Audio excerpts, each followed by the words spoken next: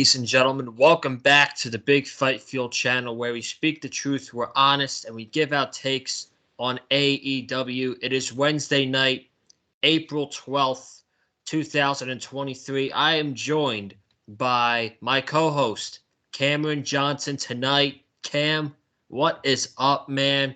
How are you? What did you think of tonight's AEW show?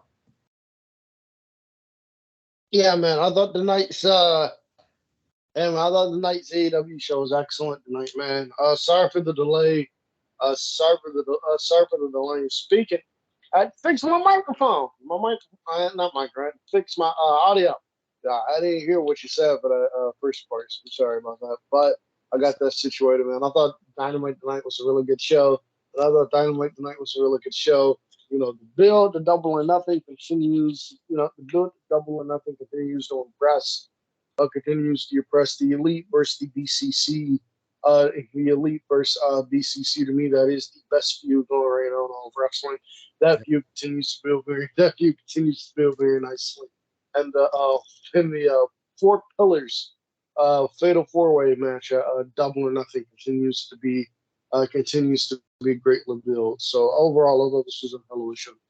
Yeah, man, I really enjoyed what they delivered tonight as well, with the show coming from Milwaukee. I also thought last week was tremendous, and I can't forget our other co-host, Wesley Williams, is not here tonight. He's enjoying a very nice vacation in Tampa, Florida. It's beautiful. It's a beautiful area. I know all about Tampa, Florida. Hope he's having a good time. Hope we're able to get him back on the channel next week. But the one thing that I want to talk about, Cam, that took place last week was the big announcement by Tony Khan. And when I replayed the show on Thursday, and I saw, I mean, obviously, I found out on Twitter Wednesday night when I went on Twitter and saw the announcement. But as soon as I saw Tony standing there with Nigel McGuinness, I knew AEW was making an announcement that they're going to the UK and they're going to London, England. But the big story here is AEW is having their first ever stadium show at London Wembley Stadium, which is a 90,000 seating capacity. The show is taking place August 27th, so we have a long way to go, but this is absolutely a huge deal for not only AEW, but it could potentially be sending shockwaves in WWE if AEW has a huge attendance on this show for the August 27th event. Cam, I need to get your thoughts on this gigantic announcement. I think one of the bigger announcements Tony's ever done in AEW. I think I'm going to agree with you, man. For once, Tony Khan actually had a big announcement, man. We used the big announcement thing. We used the Tony Khan as a big announcement on Dynamite as a meme at this point. Had a meme at this point. Whenever the ratings are down, Tony Khan has to go out there. Tony Khan has to go out there and give a big announcement. Give a big announcement. I saw all the jokes online. Tony Khan's gonna laugh at Cody Rhodes for 30 straight. Tony Khan's gonna laugh at Cody Rhodes for 30 minutes straight as his big announcement, something like that. I laughed, but this is actually a big announcement and one that I think is overdue. And was probably, and not even probably, it was delayed in my opinion because of the pandemic. But with the pandemic being over, but with the pandemic basically being pretty much over, them getting a show in the UK is gonna be awesome. Because that UK crowd is gonna go ballistic. That UK crowd is one of the best crowds all year. They were ballistic for Clash at the Castle last year. They're gonna be ballistic for Money in the Bank, and they're gonna be ballistic for Money in the Bank this July, and they're gonna go ballistic for this show, man. The fans in the UK, the fans in the UK never let you down. This is gonna be a damn good show. This is gonna be an excellent show here. I have all the expectations in the world here. My only question about this show is that since they're doing this as a pay-per-view, if they're still running All Out a week later, if they're still running All Out, how much is this show going to cost? Because I'll be honest with you, Joseph. I'm not going to be honest with you. I'll be honest with you, Joseph. WWE can get away with putting a pay per view between 2 weeks. WWE can get away with putting a pay per view a week apart because all the pay per views are basically free on Peacock, with Peacock being $10 a month. AEW can't get away with this shit, man. Because I'm gonna be honest with you, man. If Tony Khan is trying to charge me $60 for the All-In show, then $60 for All Out like he usually does, one of these shows, I'm gonna have to prioritize, man. One of these shows not getting watched. So I don't know how that's gonna work with the price and everything. They got to figure that out. But man, it's gonna be fun to see the biggest crowd in AEW history in the UK. That is going to be a fun show, my God. Well, if that's the case, then I'm definitely taking the All In show because that's going to be that could be one of the biggest shows of the entire year. And I'm curious to see what the capacity is going to be. The seating capacity at Wembley Stadium is 90,000. And I think the goal for AEW would be 50 to 60,000 fans. If they could get that many fans at Wembley Stadium, I think that's a really big success. What do you think? I'm gonna agree with you, man. I don't think they're getting. I don't think they're getting 90,000 in the building. I just don't. I just don't think they're there yet. But I just don't think they're there yet. But them getting 50, 60,000 plus, man, I think it's very doable. If Tony Khan has the right, if Tony Khan has the right attractions for that show, they're gonna feel, they're gonna be trying to fill a stadium. If he can get the right attractions in for that show, if he can get the right attractions in for that show, then you can absolutely do it. I know people aren't gonna want to hear it. I don't want to hear it either. But I don't want to hear it either. But Goldberg's a name that could be in. But Goldberg's a name that could possibly be on that show. But Goldberg's a name that could possibly be on the show. We saw Jeff Hardy come back tonight. If Jeff Hardy, we saw Jeff Hardy come back tonight. If Jeff Hardy can keep his nose clean, if he doesn't get in trouble, I'm knock on wood on that. I'm gonna knock on wood on that one. I love Jeff Hardy. I hope he can stay clean and everything. If you can do that, having Jeff Hardy on that show is going to be a big attraction. Sting on that show is going to be a big attraction. Maybe Drew Galloway on that show is going to be maybe Drew Galloway on that show. That's going to be a big attraction. But does Tony Khan have enough attractions? Does he have enough attractions under contract? Can he come up with enough attractions in order to fill that stadium? Because if he can, it's going to be a big success, man. I'm telling you. But this is absolutely a great decision here by AEW. I love it. I'm looking forward to see what they can do. Here's the thing, and then we're gonna get into tonight's show. You need to have you have to pull out the stops. You have to go all in, basically, with the show name. You have to go all in for this. This is going to be their biggest show of the year. This is their version of WrestleMania. If they can get CM Punk back for the show, they do it. If they can get, as much as I don't want to say it, Goldberg's a big name. If they can get Goldberg to do a one-off appearance, putting over somebody, they should do it. Only if he's going to come over to put over somebody. If they could get Okada from New Japan to go on that show, they do it. If they could get Ospreay to go on that show, they do it. Tony Khan has to have this lineup. He has to stack the show up. That's it. That's just as simple as it is. But we have, which makes me excited, Cam, is we have months upon months upon months to make dream matches and matches that we want to see for this particular show. And I'm very excited. Before we get into the review tonight, if you haven't already, I dropped my first 76ers video yesterday. Talk about this series against the Brooklyn Nets. If you haven't already, be sure to go ahead and check that out. And Cam, I know you're a basketball guy. You love basketball. Who do you think is going to be in the NBA Finals this year? Really quickly. Coming out the East, I got Milwaukee. That's pretty self-explanatory. They got the best player. That's pretty self-explanatory. They got the best player in the NBA. Being honest, they got the best defense. They got the best defense in the league. They got the best defense in the league. If they can stay healthy, I think Milwaukee is representing the East. And West is a little tough, but I'm gonna put a big caveat on if they can stay healthy. I got the Phoenix Suns. I got Bucks and Suns in the finals. That's if the Suns can stay healthy.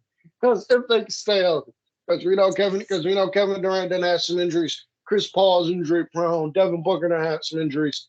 I know they don't. I know they only got like four. I know they only got like 5 people on their roster. But if they stay healthy, I got Bucks and Suns. All right, I see you. You can't underestimate the 76ers, man. We'll see what happens, but it should be interesting. Um, let's get into tonight's Dynamite show live from Milwaukee. It kicked off Hey the man, show. hey man. Yo, And before we start, I'll say this about the 76ers. If Doc Rivers If Doc Rivers can coach a playoff series, and if James Harden can show up, and if Joel Embiid don't get the bubble guts, if he don't get injured, then I like their chances. But I don't trust Doc Rivers in a 7-game series. I don't. Doc Rivers is a terrible coach. I don't trust him. So, that's just me. I think if they don't get past the second round, he's on the hot seat. So, I mean, he's on the hot seat going into the playoffs. But if they again don't get past the second round, he's in trouble. He's going to be in deep trouble, I think. Um, let's get into tonight's Dynamite show. Darby Allin and Swerve kicked off the show. Swerve, thank the Lord, has new friends. He no longer has Parker Boudreaux, and he no longer has Trench. He has the Embassy. He has the Gates of Agony and Brian Cage, which breaking news, which was broken this week, I think yesterday. Brian Cage signed an extension with AEW. So there was rumors that he would be leaving AEW, going to WWE, dropping the Ring of Honor 6-man belt at Supercard. He won, he re-signed, and now he's paired up with Swerve. These are the right people with Swerve, in my opinion. What they were doing with him, with Parker Boudreaux, was just not working, and those guys were terrible. I'm glad Swerve got some legit guys to back him up. This match against Darby Allin was insanely good. This was probably, you could tell that these guys had tremendous chemistry with each other, and they showed it in the ring. And for that, they had an outstanding match. Darby Allin got the win with the Last Supper and defeated Swerve Strickland to open up Dynamite, protect Swerve a little bit, and Swerve. This wasn't the last of him tonight, but we'll get to him later on. Darby Allin got the win in the opening match, and then we'll talk about the segment with MJF after we talk about the match. Cam, what did you think about this opening match, man? Outstanding, I thought. Well, this is an outstanding opening match for these two guys, man. I really enjoyed this a lot. I really enjoyed this a lot. To me, in my opinion, Darby Allin is the best guy in wrestling who, in terms of going in there in terms of going in there and it just looking like the guy is getting his absolute ass kicked. Like to me, Darby Allin is the best at that. He has the best ability to make it, he has the best ability to go in there and you're like, oh shit. Oh shit, Darby Allin is legitimately getting the hell beat out of him, man. So that's what I love. That's one thing I love about Darby Allin matches, man. But that's one thing I love about Darby Allin matches. But I thought this was a really good match with Swerve. I'm happy Swerve has new friends because Boudreaux and Trench, really? That's the group we put. Like, who thought that was a good idea? Who thought it was a good idea to put Trench? But I like Parker Boudreaux. I like Parker Boudreaux. I think Parker Boudreaux has potential. I think Parker Boudreaux has potential. He's got to get better. But I like Parker Boudreaux. But Trench, really? Fuck is Trench? Anyway, I'll see what you're doing on this. I ain't being linked up with the mobile affiliates. I like seeing Prince Nana on TV. I like Prince Nana. But I thought this was a really good match here with Darby. I thought this was a really good match here with Darby and Swerve. And Darby gets the win as he should, and Darby gets the win as he should. I'm be honest with you, man. I'm not a really big fan of I'm not really a big fan of seeing Swerve lose like this. But in there with Darby Allin, it makes sense because Darby Allin is the one wrestling for the world title on pay per view in about four. Is the one wrestling for the world title on pay per view in about 5 weeks. Swerve's not, so Swerve can take a loss here. He'll be fine. But I thought this was an excellent opening. I feel like if Darby wasn't on the quest for the world title, I think Swerve probably would have gotten the win during this match. Maybe they can run it back sometime later on in the year and Swerve pick up the victory that he didn't get tonight. That's something that I would like to see later on um, this year in AEW. The world champion MJF came out and we had a great back and forth promo between MJF, Darby Allin. Sting came out to put over Darby Allin, put over professional wrestling, and he did say that his time's not, he doesn't have much time left, but Darby Allin does have a lot of time. He's just getting started, and he put over Darby Allin, saying he's going to be the next AEW World Champion. Darby Allin proved that he can somewhat cut a promo. It wasn't terrible.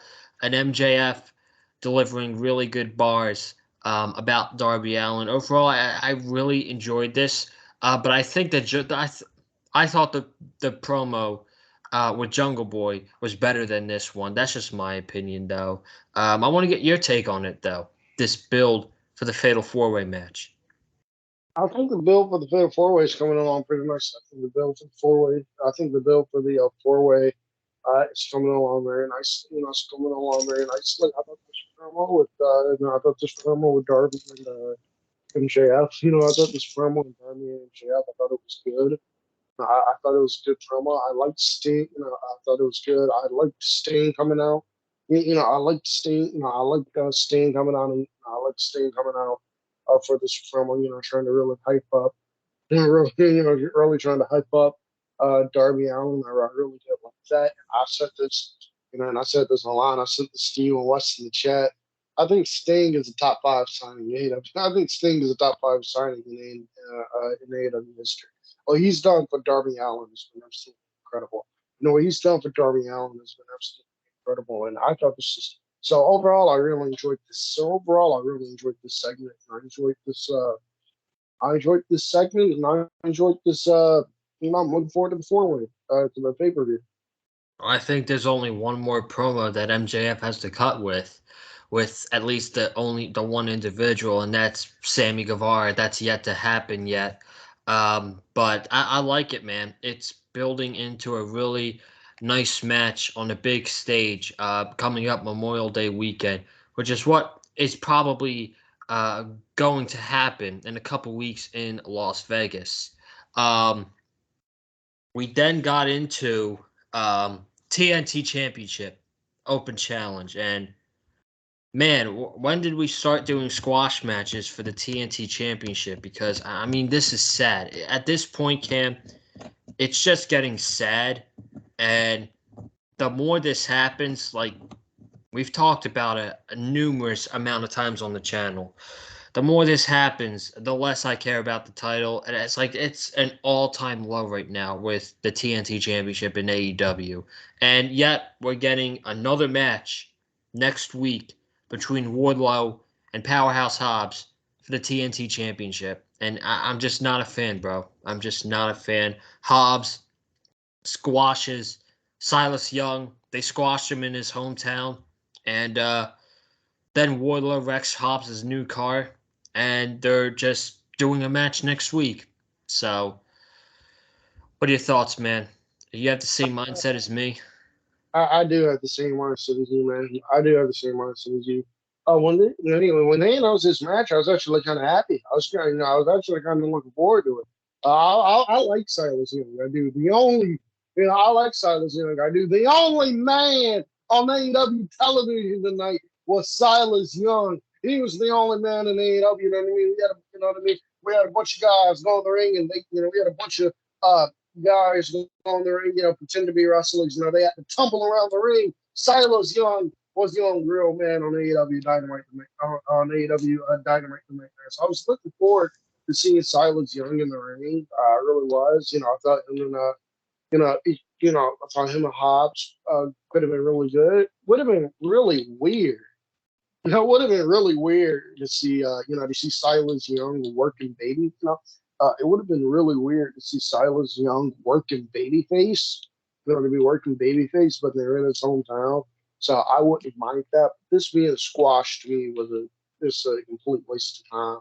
It was a complete waste of time. I don't understand why they couldn't have just done this match on Rampage. I just don't understand why they couldn't have done this match on Rampage and actually have it be a competitive back and forth match between Hobbs and Silas Young. But I don't know about you, Joseph. I'm not feeling this Will Hobbs TNT title run so far. I know he just won the. I know he just won the I know he just won the title. Not too. I know he just won the title not too long ago. So like I'm trying to hold out on. So like I'm trying to hold out on judging him because we are only like a couple weeks in. But so far, man, this reign is not it. So far, this reign is not it for me. I don't know what they are doing with Will Hobbs. I don't understand the pairing. I don't understand the pairing with him and QT Marshall. Where does that come from? I love Q. I like QT. I like the QTV segments. I like the QTV skits they're doing with them. I don't know if you. I don't know if you're gonna get this reference, Joseph, but I don't know if you're gonna get this reference, Joseph. But it reminds me of the Robertzi thing from Victorious, where the Robertzi thing on Victorious and Robbie Shapiro started Robertzi. That's what this reminds me of here. So it's a fine gimmick. It's just I don't understand why Will Hobbs has to be a part of it. Number one, and two, this is not what I was expecting from Will Hobbs TNT title. This is not, and this is not. To me, this is a complete waste of time. And why are we doing Will Hobbs and Wardlow next week on Dynamite? I don't understand that at all. Because what's either going to happen is they're going to beat because since AEW they don't do a lot of DQ finishes on TV. What's going to happen next week is Wardlow's going to lose again, or Will Hobbs is going to be a transition, or Will Hobbs is going to drop the title. And the last thing that TNT title needs is for it to flip flop back and forth like this. I don't know what the hell they're doing, man. I don't know what they're doing with the TNT title. I don't care about it anymore. Wardlow came out and I just didn't care. Wardlow came out, I just did not care. I hate to say it, but I just did not care when he came out. This feud to me has been a dud. Just end it, please, and get something better for Will Hobbs to do as team teacher. Here's my thing with Will Hobbs. His reign was actually off to a great start. He defeated both of the Lucha Bros on back-to-back episodes of Rampage to retain the TNT Championship. My problem is, like you said, why is he in this QTV skit, which is obviously a comedy thing? Will Hobbs is not comedy. Will Hobbs is a serious man. The fact that he's in this goofy shit with Aaron Solo and whoever the woman is and QT Marshall, it lowers his legitimacy, I think, in my opinion. And as far as next week goes, I think Wardlow probably wins the title back. And where, if you remember, Pittsburgh was where his career started. I think that's his story. And next week, Dynamite's in Pittsburgh. So I think Wardlow is probably going to win back the TNT Championship next week. And they'll build to a blow-off match at Double or Nothing, which I won't care about. And I don't understand it though because they not. I don't understand it though. I don't understand it though. Who are we to who are we to criticize the booking of the TNT Championship? Because God forbid if we criticize the booking of Wardlow in the TNT Championship, what the fuck they're doing over there? QT Marshall might listen to this. QT Marshall might listen to this episode, just and QT Marshall might put us on blast. And QT Marshall might put us on blast and go, well, how dare you criticize the booking? You don't know the inner workings of professional wrestling, blah, blah, blah, blah, blah. I know that stupid shit. So how dare we, Joseph? So how dare we criticize what AEW is doing with the TNT Championship and Powerhouse Hobbs? It's just, To me, that's stupid. To me, that's stupid. It's Divine with the title, the flip flopping it back and forth. They need to keep making a decision. You want to put the championship on Wardlow or World Hobbs, and just build around them. And keep the TNT title on them for a solid 6 months. A solid 6 months. Keep championship on them for a solid 6 months. Come up with some stories. Come up with some feuds you want war. Come up with some stories you want. Come up with some feuds and stories you won't revolve around the TNT Championship, and don't flip the title for at least 6 months. Don't change the title for at least 6 months, please. That's all I'm asking. That is all I'm asking. But At this yeah, point, I can't even remember the last time we've had a long, lengthy reign for the TNT Championship. I think it was Sammy Guevara, which is a that's last year, bro, and it's gone down ever since Miro dropped the title. But I don't know what they're doing. I think they're gonna give the title to Wardlow next week, which I mean it's a lose-lose situation. So I don't know. I don't care anymore. We'll probably be arguing about this again um, next week. But let's get into bigger and better things going on right now in AEW, and that is the Blackpool Combat Club and the Elite. We have a satellite promo by Kenny Omega, who warns the Blackpool Combat Club that we're not going to give you violence. Instead, we're going to give you something that you're not ready for. And tonight, we had John Moxley and Claudio beat the shit out of Michael Nakazawa and Brandon Cutler, both of them gushing out blood. Cutler got pinned with the paradigm shift. Nakazawa got some hits in there, got a couple chops. Um, Brandon Cutler, weak offense in his goofy outfit. Moxley ripped off his mask. I was biting him in the face. And then afterwards, after Yuta, Claudio, and Mox were beating up on Cutler and Nakazawa, Kenny Omega comes out and he's standing on the stage, and entering in the ring were Matt and Nick Jackson, the Young Bucks. They super kicked Claudio and Wheeler Yuta, and they brawled with the Blackpool Combat Club. Kenny Omega found a box underneath the ring, had Moxley lined up at the corner. He had a screwdriver in his hand, which last week the Blackpool Combat Club took a screwdriver and hit it on Hangman Page's eye. So when he comes back, he's probably going to be wearing an eye patch. And Bryan Danielson was calling him an amateur all last week. Moxley moved, and the screwdriver was stuck in the turnbuckle, and the Blackpool Combat Club retreats from the Elite.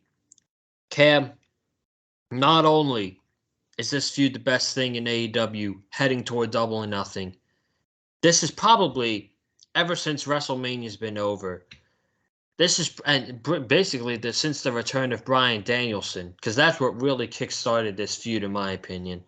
This has really been the best thing in all of wrestling. I mean, the intensity in this feud is off the charts. The story of the Elite getting back together to take down the bullies of AEW, or the assassins of AEW, the Blackpool Combat Club. It is absolutely fantastic what these guys are doing on week to week television, and it's building into the best thing going into Double or Nothing. And I'm just patiently waiting every week, man. When we get to Wednesday, I'm like, AEW's coming on tonight. What is the next move in the Elite in the Blackpool Combat Club? Because that's how interested I am in this feud right now. What are your I am, man. thoughts? I am, man. I'm in agreement with you, man. This is the best feud in wrestling since the Sammy stuff has ended. I think this is, I think this is, I think this is overtaking the blood. I think it's overtaking the bloodline as the best story in wrestling so far. It's the best story in wrestling so far. All these guys are on top of their games. By the way, Brandon Cutler is the best stooge in all of wrestling. I don't know how many else I have to say. This man is the best stooge, the best geek, the best stooge, the best geek in all of wrestling. Nobody is better than Brandon Cutler. I hope that man has a lifetime. I hope that man has a lifetime job with the AEW, and I'm super serious about this because Brandon Cutler is great entertainment value. This man is great entertainment value. My God, but I'm really just enjoying the story, digging the storyline so far with the Elite and the BCC. I got to thinking, man. I got to thinking. You know who coming back, don't you? You know who gonna cost the Elite this feud, don't you? Not CM Punk. He's gonna cost the Elite this feud. I'm calling it now. He's gonna cost the Elite this feud. If they do Anarchy in the Arena, which I expect them to, Punk is gonna cost them that match. Punk No, is gonna come out. Punk no. is gonna come out, and he's going to cost them that match. I'm telling you right now. Well, I don't think. I don't think he's going to because I think they're going to do Anarchy in the Arena, and then I think they're going to do Blood and Guts right after that. So we've got a couple more months, and then after Blood and Guts, we can get into the CM Punk and the Elite heading into All In. That's my theory. That's what I think. I don't know. I don't even know if Punk's coming back at this point. Do they even want him to? Is my question. I want him back. I miss Punk. I know Oh, they I do don't, but too. I want him back. I miss my man. I miss Punk, but I don't think they want him back, which is unfortunate. I don't know, man. I don't know. I definitely think that we're gonna get Anarchy in the Arena at Double or Nothing, and I think after Double or Nothing, a couple weeks after Double or Nothing, we're gonna get Blood and Guts too.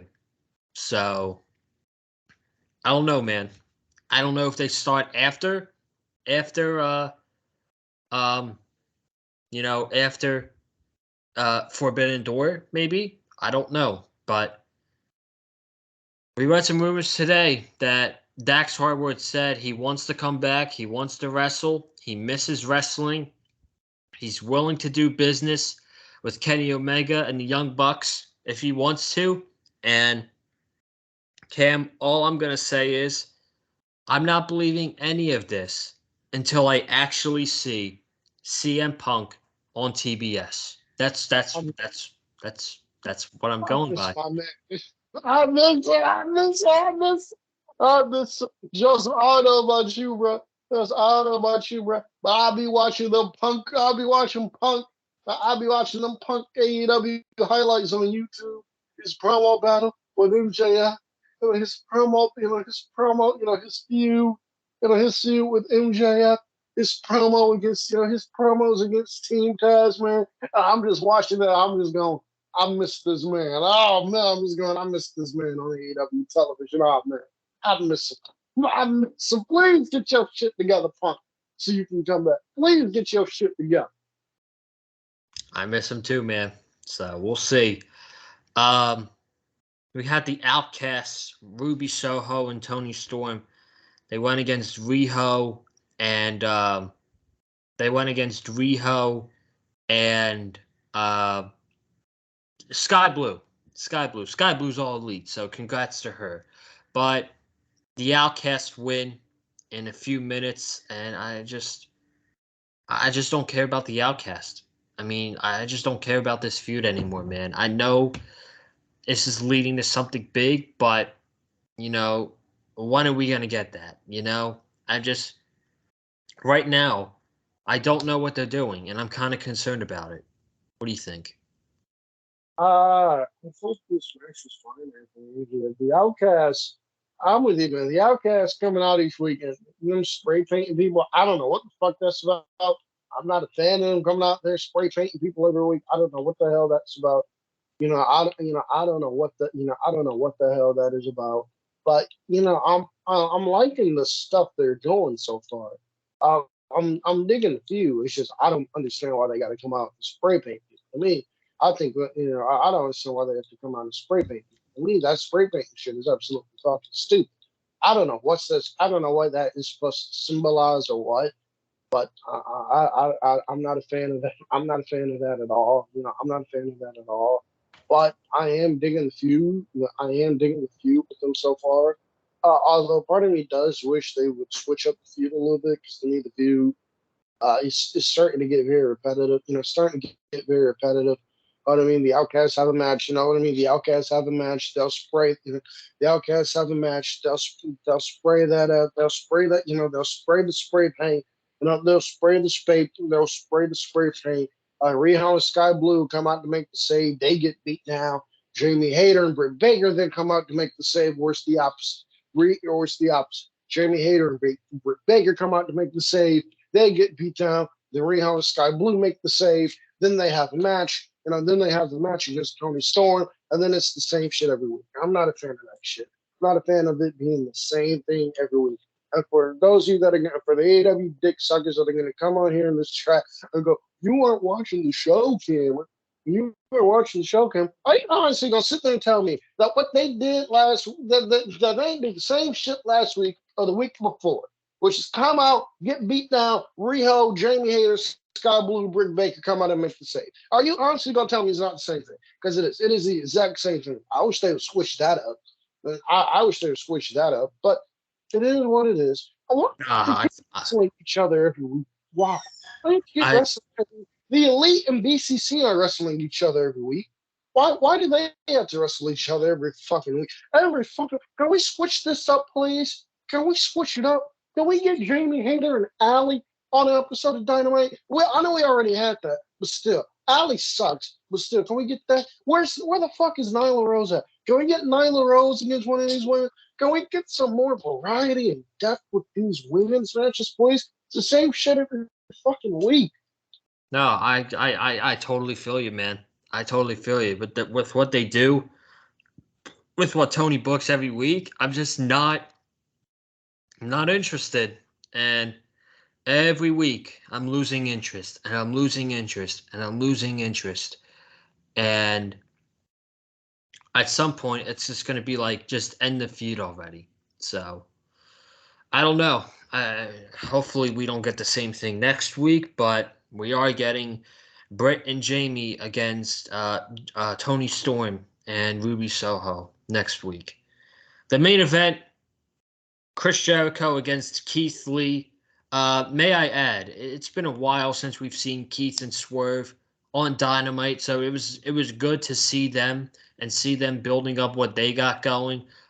Keith Lee and Jericho, I thought they put on a very good match for what it was. Chris Jericho did win, but they did protect Keith Lee. Daniel Garcia was being a nudge to Aubrey Edwards. Swerve Strickland was wearing a hood. He came in. He hit Keith Lee in the face with a steel chair, walked into the crowd, took off his hood. It revealed himself that it was him. Jericho just laid onto Keith Lee and pinned him for the 1-2-3. He got the win, and Chris Jericho beats Keith Lee. And then after the match, Adam Cole comes out. He does the same thing that Jericho did to him 2 weeks ago, which is just kind of look back at him and then walk away. And then he was walking up with Keith Lee. So we're building up to Adam Cole versus Chris Jericho at the pay-per-view. And I think we're back to building up Keith Lee versus Swerve, which is a great thing to see. So I'm happy to see both of them back on Dynamite and building up their feud. Cam, thoughts on the main event? It is a great thing to see. It is a great thing to see. But I thought this was a really good match between Chris Jericho and Pastor Lee. Between Chris Jericho and Pastor Lee. I thought this was a very good match between these guys here. First time ever match. I wouldn't mind seeing this as a feud later on down the road. Later on in the summer when Keith Lee gets done Swerve, I would not mind seeing Jericho and Keith Lee as a feud. Jericho and Keith Lee as a feud. But I thought this was a pretty good match here. And Bill's, that's a pretty good match here. Served two purposes. Swerve looked good in the loss. Swerve. Keith Lee, there you go. Keith Lee looked good in the loss, and it builds up Jericho and Cole on pay-per-view. I have no choice. Yep, absolutely, man. So That's going to wrap it up for tonight. Thank you all so much for joining myself and Cameron Johnson on the Big Fight Fuel channel. If you haven't already, be sure to subscribe to the Big Fight Fuel channel. Tap the bell for all notifications for videos that's going to be coming up on the Big Fight Fuel channel in the next couple weeks. Hit the like button if you like what you heard from myself and Cameron Johnson. Leave a comment down below your thoughts on tonight's episode of AEW Dynamite. And you can follow me on Twitter and TikTok at Conlon_Joseph. Cam, where can everyone follow you, my friend? Well, if you would like to follow me on Twitter, I would very much appreciate it. I would very much appreciate it. You can follow me on Twitter at Cam71101. Again, that's only if you want to. It's not a requirement. No, it's not like it's not like I'm, it's not like I'm gonna find out where you live. It's not like I'm gonna find out where you live, and break in your house and steal your stuff until you follow me. It's not like I'm gonna do that at all. It's not like I'm gonna do that at all. But yeah, but if you would like to follow me on Twitter, you can follow me there, Cam71101. Yeah. I appreciate it. And guys, that's going to be it. I'll see you all for the next one. Have a good night. Stay safe. And as always, stay classy. I'm out. Peace. It's